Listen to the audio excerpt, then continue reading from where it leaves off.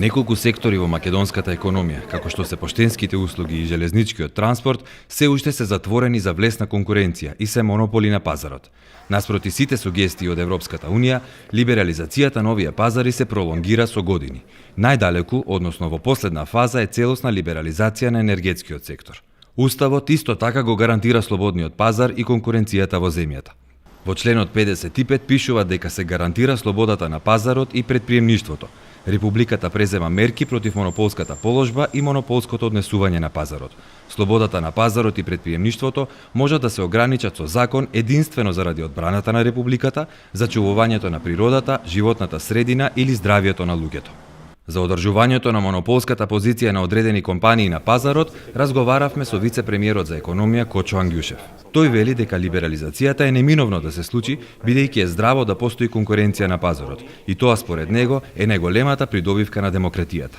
Јасно е дека определба на демократијата, на пазарната економија, на патот на кој што ние сме трнати према Европската Унија, а сега веќе и дел од НАТО, значи да не постои повеќе монопол на пазарот, и така и овие монополи за кои што спомнавте во делот на поштенските услуги, со тек на време ќе мора да паднат и ќе мора да се отвори пазарот. Така да ние имаме план да тоа се случи во наредните години. Македонски пошти не може да останат монопол, мора да се ослободат оператори кои што ќе се занимаваат со таа дејност. Во моментот тоа да постои на пазарот, меѓутоа би кажал дека е премногу сиромашно и мислам дека се уште македонски пошти се заштитени бидејќи со закон одредени пратки и понатаму мора тие да ги доставуваат и не е отворен тој пазар за останатите оператори на поштенски услуги. Се разбира, во право сте, значи Европската Унија на тоа забележува и ние сега како ќе ги отвараме поглавје по поглавје, ќе мораме тој проблем да го решиме. Секако тука останува проблемот како државната компанија тоа ќе го преживее, но мислам дека сите ќе мораме да се навикнеме на пазарна економија. Сега железнички транспорт, поготово карго, може да врши само државната македонски железници, а додека останатите немаат пристап кон тоа и тоа ќе мора да се либерализира. Ангјушев вели дека либерализацијата на пазарот е суштинска за да обезбеди конкуренција, односно подобри услуги и пониски цени за граѓаните.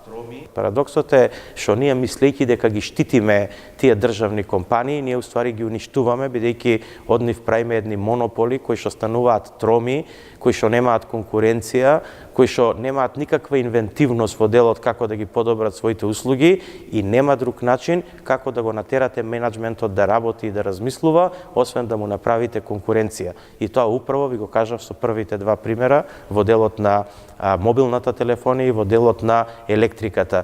Јас сум доволно стар да се сеќавам кога еден мобилен телефон требаше да молите да ви го дадат 1000 германски марки, беше тогаш картичка да ви дадат, и после тоа си го купите апаратот и тоа беше привилегија. Тоа беше одраз на една монополска позиција на компанија која што тогаш со тоа се занимаваше. Денеска мобилните оператори трчаат по вас, ви даваат поволности, картичките се бесплатни и тоа го прави конкуренцијата. Сакам да напоменам, исто беше и во пазарот на електрична енергија. Значи, во моментот кога се либерализираше пазарот на електрична енергија за компаниите, цената автоматски падна 40% и мислам дека македонската економија од таа либерализација во текот, ако земете кумулативно на сите овие години од како настана либерализацијата, има лесно е да се пресмета некаде бенефит од 200 милиона евра пари што останаа во македонските компании. Тоа се пари кои што тие можат да ги искористат за инвестиции и ги искористија. На прашањето колку држи тврдењето дека монополската позиција на пазарот во одредени сектори се одржува со цел да профитираат одредени партиски структури, вице-премиерот Ангјушев вели: Па видете, веројатно држи. Јас немам докази за таа работа, нити па можам да ви кажам конкретни сознанија, меѓутоа политичките елити сакаат секогаш да бидат, да имаат некакво влијание во тие компании, имаат, се разбира, но мислам и тоа дека е залажување, и тоа дека е правење на лажна слика за некои компании. Зошто? Затоа што вие кога ќе поставите кадри кои што немаат инвентивност и кои што немаат стимул да ги подобруваат компаниите, во тој случај вие тие компании ги уништувате и на крај ќе бидете директор на ништо, односно на компанија која што е во финансиски потешкоти, а од тоа бенефит ќе нема никој. Годинава целосно ќе се заокружи либерализацијата во енергетскиот сектор, со последната фаза која предвидува и малите фирми и граѓаните да се снабдуваат со струја на слободниот пазар. Но за сега се чини дека е слаб интересот, особено од граѓаните да излезат на слободниот пазар. Кои се причините? Причината е едноставна, заради тоа што реалната цена на електричната енергија пазарна е повисока од таа која што ние се обидуваме и мислам успеавме да ја заштитиме за граѓаните во Република Македонија преку универзалниот снабдувач. Но и универзалниот снабдувач го направивме таков да биде на конкурентна основа. Значи, практично ние мораме да водиме грижа и за социјалниот аспект во Македонија, бидејќи ако граѓаните ги пуштиме да бидат изложени на ценовните шокови на пазарното, на берзата на електрична енергија веднаш, во тој случај мислам дека тоа значително ќе влие врз нивниот стандард. Ние либерализацијата ја направивме до крај во делот на економијата, во делот на корпорейтот, односно во делот на компаниите, па и до најмалите компании, до малските дуќани и до едноставните, да речеме, најмали економски оператори, кои што се, нели, до, да речам, трафик и завесник. Меѓутоа, од друга страна, во делот на домаќинствата, водевме една домаќинска грижа за стандардот на граѓаните и домашното производство на електрична енергија го наменивме да на домаќинствата преку универзалниот снабдувач. И тоа добро, мислам дека го направивме во Законот за енергетика и покрај сите критики на опозиција, на сите кои што би рекол не ја разбираат оваа проблематика, значи критикуваа, мислам дека денеска немаат што да кажат по тоа прашање повеќе, дека ќе бидат заштитени граѓаните во Република Македонија. Една од главните забелешки во редовните извештаи на Европската комисија секоја година е и слабиот напредок во функционирањето на пазарната економија, при тоа забележувајќи на преголема инволвираност на државата на пазарот преку субвенции и државна помош. Колку од почнувањето на преговорите со Европската Унија сметате дека ќе наметне промена на овие владини политики? Видете, реалната економија е економија која што треба да биде поддржана. Зошто? Заради тоа што оддржлива економија на долг рок може да биде само доколку е резултат на приватни инвестиции, на една силна индустриализација во земјата. Ние не можеме да речеме дека ние како држава лошо правиме со тоа што го субвенционираме земјоделието или што ја субвенционираме индустријата, бидејќи таа треба да се развие. Во Македонија имаме мал пазар. Ако сакаме да ги развиваме овие сегменти, тие сегменти треба да бидат извозно ориентирани. За да бидат извозно ориентирани, тие имаат конкуренција во целиот свет. Сега видете, ако сите останати држави и Европска Унија, и земјите на Европска Унија го субвенционираат своето земјоделие.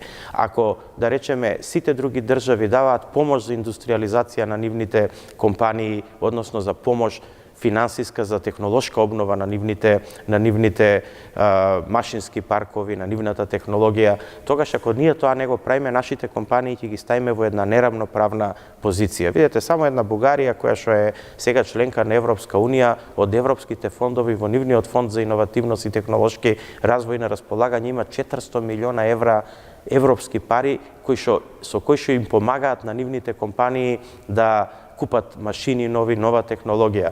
Видете, не може вашата индустрија да биде извозно ориентирана ако не биде конкурентна. А да биде индустријата конкурентна, има само 3 правила. Јас со моето искуство од 20 години правејќи фабрики, не сум научил друго. Ако има нешто друго, еве стојам на располагање да слушам, ама тоа што јас го знам е дека не можете да бидете конкурентни ако немате нова технологија, ако немате ноу-хау, како да управувате со таа технологија, тоа е втората работа. И трета работа е, ако немате организациони способности, да вие го организирате и комерцијални способности, да вие го продадете тоа што го правите. Ние во последниот сегмент не можеме да им помогнеме на стопанствениците, тоа е тоа што тие треба да го одработат. Ние можеме да им помогнеме со обуки, на некој начин да пренесеме некој ноу-хау и едукација, меѓутоа во првите 2 сегмента, како да им помогнеме да купат нови технологии, тоа можеме да го направиме и управо тоа го правиме со Законот за финансиска поддршка на инвестициите и со проектите кои што се за технолошки развој.